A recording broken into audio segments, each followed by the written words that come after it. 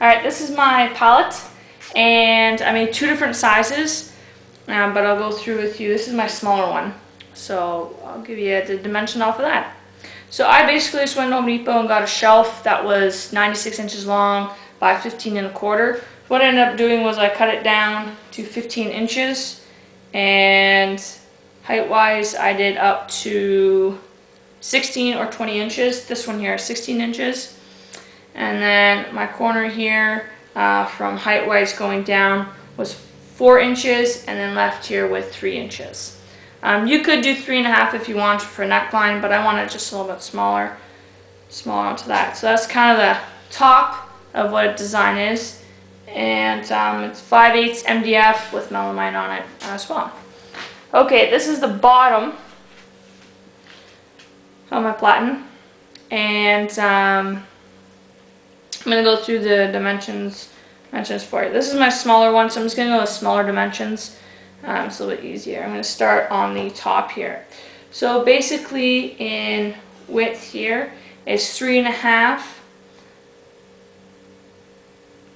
From here to here is 6 1/16. And then it's 3 to 3/4 inch material. And then basically with these, I used a 2x4. What I did is I have a joiner, so I just made sure my bottom and my inside was nice and square, just because I wanted to make sure on 2x4 that it goes on nice and square and straight. So basically from going up here is 1 3/4, and then down here is 1 5/16.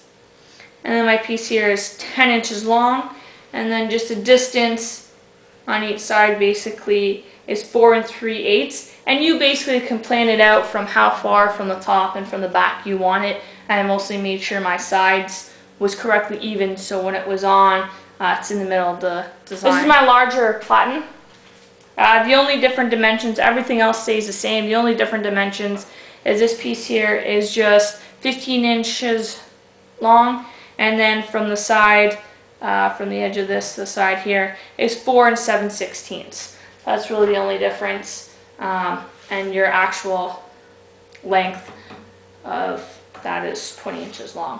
So basically this is the inside here. I just wanted to show you guys a close-up. I basically have a nut underneath here. It also goes down with the screw, so that when you tighten it down on the piece of wood on the arm, that it stays nice and tight, doesn't go anywhere. I basically just used a nut so it would hold this down, and it would be as my stopper, so it would stop onto that. So that's just basically those guys right there.